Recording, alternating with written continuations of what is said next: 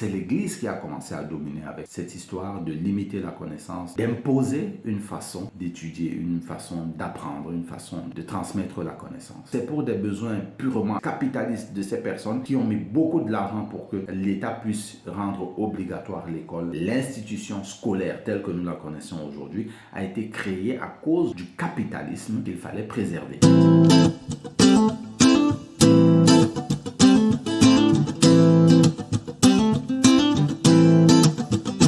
Bonjour et bienvenue à cette vidéo. Je suis Didier Mayem de Be Different. Si vous êtes nouveau sur cette chaîne, vous êtes le bienvenu. Dans cette chaîne, nous parlons d'éducation pour nous pousser à la responsabilité individuelle de notre vie et aboutir à la liberté. Notre devise, c'est éducation, responsabilité et liberté. Vous êtes donc le bienvenu. Abonnez-vous à la chaîne, activez la cloche de notification pour ne pas rater toutes les vidéos que nous allons faire prochainement. Bien sûr, partagez cette vidéo à toutes les personnes à qui vous pensez que ça pourrait être utile. En plus, vous pouvez faire des commentaires pour aider à améliorer la qualité des vidéos que nous faisons. Et si vous êtes un habitué, vous savez comment ça se passe. On commence par un pouce. Partagez la vidéo au maximum de personnes que vous pouvez. Faites beaucoup de commentaires. Je languis de vos commentaires. J'ai besoin de vos commentaires pour m'améliorer et pour vous donner un meilleur contenu. Aujourd'hui, nous allons parler d'éducation. Le titre que vous avez vu n'a pas été mis au hasard. Et il y a beaucoup de confusion dans ces termes. L'institution scolaire, l'école, l'éducation, apprendre, etc. Nous allons faire l'effort d'apporter une clarification sur ces différents termes, ou du moins sur les termes que nous allons utiliser ici. Mais l'objectif, c'est d'arriver à la conclusion que l'école a été une imposture, l'école a été un mensonge qui nous a été servi et sur lequel nous avons bâti la plupart de nos vies. Et pour cela, nous allons nous servir d'un livre particulier d'un auteur prolifique, un auteur qui a écrit beaucoup de livres, un auteur... le dernier livre qu'il a écrit d'ailleurs est un livre assez intéressant, parce que intéressant du point de vue de la personne qu'il est, de la profondeur dans laquelle il peut aller dans des sujets divers dans le monde. Et vous savez, avec YouTube, ça devient délicat de parler de tout et n'importe quoi sans se faire bannir ou bien sans avoir du shadow banning. Donc aujourd'hui, nous n'allons pas tellement parler de cet auteur. On va brièvement parler de qui il est, mais on ne va pas entrer dans les détails. Seulement, son livre est très intéressant. Et cet auteur, il s'agit de Jacques Attali. Et nous allons parler aujourd'hui de son livre « Histoire et avenir de l'éducation », paru aux éditions Flammarion.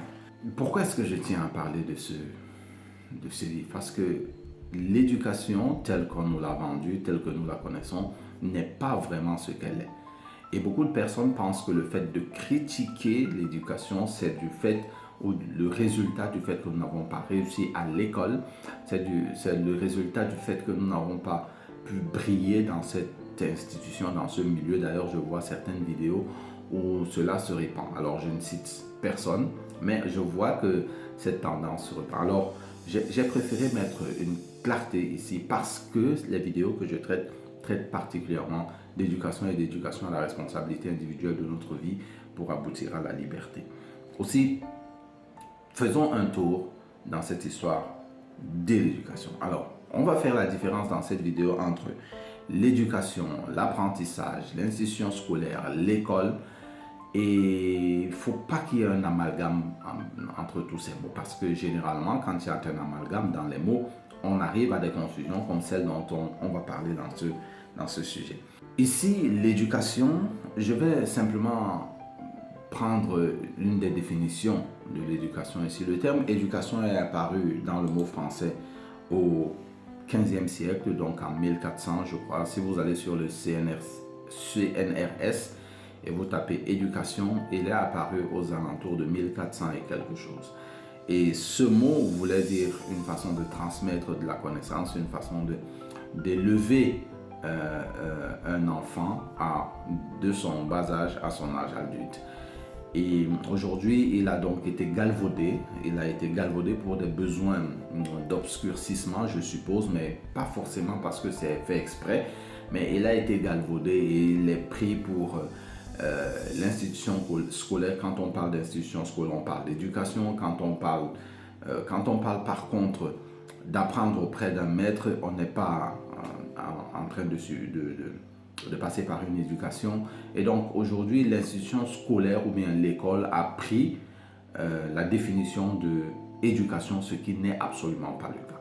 Donc l'institution scolaire, c'est-à-dire cette institution dans laquelle nous avons l'obligation d'aller déposer nos enfants pour qu'ils se fassent instruire, a pris le nom d'éducation. D'ailleurs, on appelle le ministère de l'éducation de base ou le ministère de l'éducation supérieure.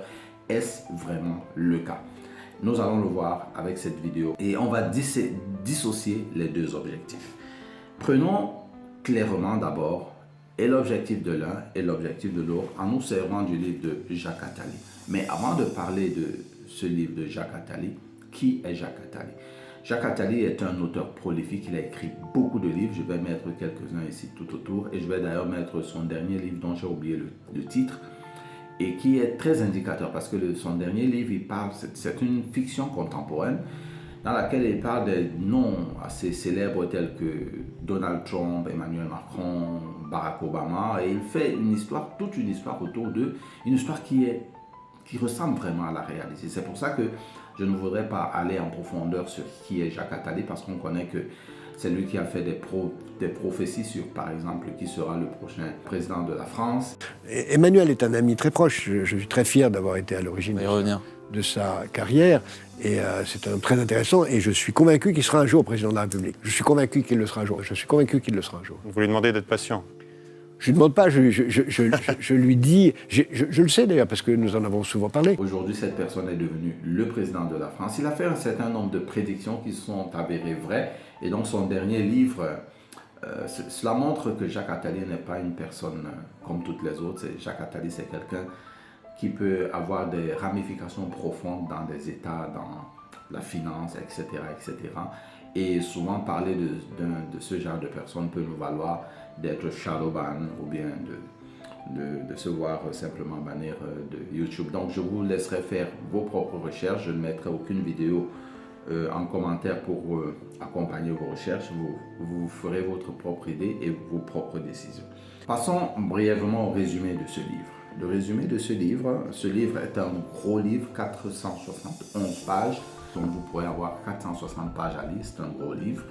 Il a 7 chapitres. Alors ce que j'apprécie sur ce livre, c'est qu'il a essayé à sa manière d'aller creuser profond dans ses recherches et j'ai aussi remarqué qu'il y a beaucoup de choses qui manquent dans ses recherches. Et aussi dans ce livre, il a justement continué avec l'amalgame, il n'a pas clairement établi la différence qu'il y a entre une éducation et l'institution scolaire, mais on va s'en sortir, on réussira à voir dans ce livre quelle est la différence entre les deux.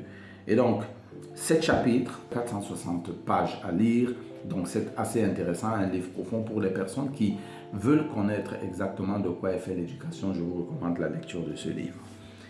Maintenant, abordons donc les morceaux choisis que j'ai choisis ici. Alors j'ai choisi pas mal de morceaux choisis, juste pour que nous allions progressivement vers la réalisation du titre de cette vidéo. L'école a été un mensonge imposé, a été une imposture qui nous a été imposée. Lorsque nous prenons à la page 29, encore à l'introduction de ce chapitre, il donne déjà un résultat de l'étude qu'il a fait sur l'éducation et quels sont les objectifs que l'éducation a toujours poursuivis jusqu'à un certain moment. Transmettre, c'est toujours exercer un pouvoir.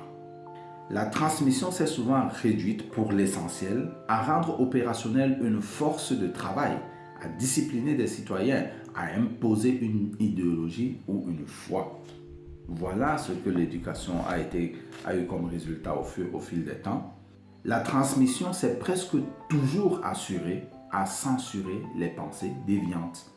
Tout pouvoir se méfie du peuple et limite les savoirs auxquels il lui donne accès à ce qui lui est politiquement et économiquement et socialement nécessaire. La force d'un système de transmission tient à la capacité qu'il a de modifier en permanence son contenu en fonction des besoins de la société et des découvertes dont il a connaissance pour le bénéfice de ceux qui contrôlent le système. Voici quelques conclusions auxquelles il est arrivé. Il y a plusieurs conclusions auxquelles il est arrivé après l'étude de l'éducation et ces différentes conclusions nous montrent de quoi est-ce qu'on parle ici. L'éducation a toujours eu ses effets, ses différents effets, pouvoir contrôler les êtres humains.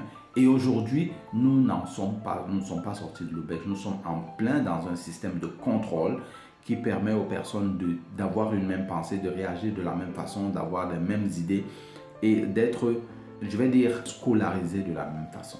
Mais en réalité, qu'est-ce que l'éducation? J'ai apprécié je suis allé chercher les différentes étymologies, les différentes définitions que les dictionnaires donnent, mais j'ai apprécié particulièrement la définition que lui-même il donne dans le livre à la page 49. Et cela va dessiner le contour pour aider un peu les gens à comprendre qu'avant l'institution scolaire, il y avait une éducation. Parce que beaucoup de personnes pensent qu'avant l'institution scolaire, il n'y avait pas d'éducation, ou bien ils ne comprennent pas que le monde puisse tourner sans institution scolaire. Écoutez ce qu'il dit. Ici, il parle de la Chine et écoutez bien la précision qu'il apporte. Pour l'essentiel, là, c'est-à-dire en Chine, comme partout ailleurs dans le monde, tout le savoir nécessaire au fonctionnement de la société se transmet en famille, dans les champs, les ateliers et non dans des écoles. Voyez-vous, l'éducation a toujours existé. Il s'agit ici d'une transmission de savoir nécessaire au fonctionnement de la société. C'est ça l'éducation. Et cette transmission de savoir, ça a toujours été fait en famille, à la maison. Et aujourd'hui, vous en avez la preuve. Vous n'apprenez pas à lire à l'école. Il suffit de regarder votre fils. Il va à l'école, tout ce que le maître lui dit, A, B, C, et il vient confirmer cela à la maison. C'est à la maison que vous prenez le soin de lui apprendre à lire et à compter. Parce qu'à l'école, on lui montre seulement ce qu'il est censé savoir. Mais à la maison, vous prenez le temps de lui apprendre à lire et à écrire. Donc, c'est à la maison qu'on apprend à lire et à écrire et à tous les comportements qui tournent autour. Mais comment est-ce qu'on en est arrivé là, à ce que l'institution scolaire soit un endroit de privation, un endroit où on est obligé d'enfermer des enfants dans des enclos pour qu'ils vivent exactement comme dans les prisons? C'est une institution scolaire, comme l'institution carcérale. Donc, comment est-ce qu'on en est arrivé là? Eh bien, tout a commencé avec le clergé. Alors, à la page 67, et Jacques Attali nous dévoile ce qui s'est passé à partir des années 1429 au 15e siècle, lorsque le mot éducation est apparu. Et à ce moment, le titre du chapitre, c'est « Quand le monothéisme prend le contrôle absolu de l'éducation ». Écoutez la phrase. En particulier en Europe et au Moyen-Orient, s'installent plusieurs religions nouvelles, toutes issues du monothéisme juif. Un clergé y prend le pouvoir en imposant sa définition de l'éthique et en tentant de limiter la transmission de tous les savoirs à ses propres prêtres, discréditant les savoirs anciens à son avènement. Tout ce qui était ancien à la religion était saboté automatiquement pour que les gens ne s'en souviennent pas. Et l'objectif ici était d'imposer sa façon de voir les choses, son éthique, sa façon de traiter l'information et bien sûr de limiter la transmission de tout savoir. Et nous sommes ici dans les années 1400, c'est-à-dire au 15e siècle. Voilà où c'est l'Église qui a commencé à dominer avec cette histoire de limiter la connaissance, d'imposer une façon d'étudier, une façon d'apprendre, une façon de transmettre la connaissance. Et cela s'est passé dans les années 1400. Et alors aujourd'hui, qu'en est-il aujourd'hui? Et c'est ici que je n'apprécie pas beaucoup le travail de Jacques Attali et je comprends pourquoi il préserve un certain nombre de vérités, mais il la touche quand même un peu à la page 173. Pourquoi est-ce qu'aujourd'hui, l'institution scolaire est ce qu'elle est? Découvrons cette partielle vérité quand même à la page 173 de ce livre. Il y est dit ceci: la Prusse, elle, va choisir une toute autre voie. Généraliser très vite l'enseignement pour tous afin de transformer les citoyens en soldats au service de l'État. Quand vous allez à l'école, on vous dit autant, fixe, repos, attention, prêt. C'est un service militaire et ça vient de la Prusse. L'idée était noble. étendre, généraliser l'enseignement à tous, mais l'objectif derrière la généralisation de cet enseignement était autre. C'était de fabriquer des citoyens dociles au service de l'État. C'était ça l'objectif. Et c'est devenu ça l'objectif aujourd'hui. L'école a pour but de fabriquer des employés. L'école a pour but de fabriquer des personnes qui vont aller travailler pour les grandes corporations et bien sûr ne plus s'occuper de l'éducation de leurs enfants. Et qu'est-ce que les grandes corporations font pour profiter de cette manne que les enfants qu'on abandonne sans éducation? Eh bien, elles créent des crèches, elles créent des garderies, là où les enfants vont aller parce qu'elle a pris toute la main d'œuvre. Et les personnes qui étaient censées éduquer les enfants, qui sont en général les mamans, sont dans le marché du travail et ne peuvent donc pas transmettre l'éducation à leurs enfants. Mais rappelez-vous que ça n'a pas toujours été ainsi. L'éducation a toujours été transmise dans la famille, dans le fonctionnement quotidien de la famille. Et c'est dans ce fonctionnement quotidien qu'on apprenait aux enfants la bienséance, la lecture, l'écriture, etc., etc. Mais aujourd'hui, le système a voulu, le système, et je vais préciser, le système capitaliste, parce que les écoles ont été créées à cause du système commercial, du moins l'institution scolaire telle que nous la connaissons aujourd'hui, a été créée à cause du capitalisme qu'il fallait préserver. Continuons la suite de ce que Jacques Attali dit ici. Au début du XVIIIe siècle, l'obligation luthérienne de la lecture continue d'imposer en Prusse et dans une grande partie de l'Empire une vision très militaire de l'école. Un membre de l'Académie des sciences de Berlin, J.G. Sulzer, dans son essai de quelques idées raisonnables sur l'éducation et l'instruction des enfants, donne alors une vision assez claire de la violence légitimée à l'école. Écoutez bien, ces premières années de la vie présentent l'avantage de pouvoir exercer la violence et la contrainte. Si on parvient à prendre la volonté de l'enfant, il ne se souviendra pas en avoir eu une. Voilà ce que l'institution scolaire voudrait. Prendre la responsabilité individuelle de la vie des gens. Leur arracher, leur empêcher de se souvenir qu'ils ont une volonté. Et c'est ce que l'école fait aujourd'hui. L'école a arraché les libertés individuelles des gens. L'école a arraché la capacité de pensée critique, la capacité de pensée complexe. Parce que nous devons penser tel que le système l'a voulu. Parce que les gens doivent penser d'une façon uniforme. Ce livre, très intéressant à tous égards, mais dont il y a beaucoup d'informations qui manquent.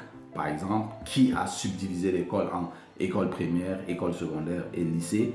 Eh bien, cette information n'est pas ici dedans parce que cela conserve l'élite telle qu'elle est aujourd'hui. Pourquoi est-ce que l'institution scolaire est répandue dans le monde entier? Cette information n'est pas traitée dans ce livre parce qu'on sait bien comment est-ce que l'institution scolaire a été imposée par des États à travers la loi pour que les gens quittent les champs pour venir remplir et travailler dans les corporations, parce que l'institution scolaire était instituée pour fournir aux grandes corporations capitalistes de la main-d'œuvre pour que les gens quittent les champs et viennent travailler pour eux. Donc c'est pour des besoins purement égoïstes, capitalistes de ces personnes qui ont mis beaucoup de l'argent pour que l'État puisse rendre obligatoire l'école à partir du 19e siècle. Que pouvons-nous dire en conclusion de cette vidéo? En conclusion, l'école est un mensonge. L'école nous a été imposée. L'école a un rôle très très important, celui de nous priver de notre volonté, de notre pensée complexe et de la pensée critique. Et les faits sont là. L'école a un autre objectif, celui de transformer les personnes qui y vont en employés. C'est la raison pour laquelle, quand vous allez à l'école, va à l'école, il faut que tu aies un bon travail pour que tu aies du succès dans la vie. Or, on sait aujourd'hui que c'est de la bullshit, c'est de la mascarade. L'institution scolaire n'a jamais été le moyen qu'il faut pour développer une nation. Par contre, l'éducation, qui est la transmission du savoir qui aide au fonctionnement d'une nation, a toujours été ce qu'il faut. Et cette transmission du savoir, c'est toujours faite à la maison, dans les ateliers et auprès de maîtres qui avaient des apprentis. Et tout cela est dévoilé dans ce livre. cliquez dans le lien en description, allez prendre ce livre. C'est pour ça que je ne cesse de recommander dans cette vidéo, dans les différentes vidéos que je fais, l'auto-éducation qui n'est rendue possible aujourd'hui de la meilleure façon que par TechnoTutor. TechnoTutor est un outil révolutionnaire qui permet de révolutionner l'éducation individuelle et l'éducation dans votre famille pour que vous puissiez avoir les résultats même de la transmission de connaissances qui transforme un homme en une personne responsable de sa vie et libre tel que nous la voulons. Oui, l'école a été un mensonge, mais on peut se réveiller de ce mensonge et il est temps de se réveiller de ce mensonge parce que sinon, nous condamnerons les générations futures à toujours rester des esclaves, privés de leur responsabilité, de leur liberté et surtout privés de leur volonté de la pensée critique. Ce qui n'est pas l'objectif de cette chaîne. J'espère que vous avez apprécié cette vidéo. Soyez différents. Rendez-vous à la prochaine vidéo.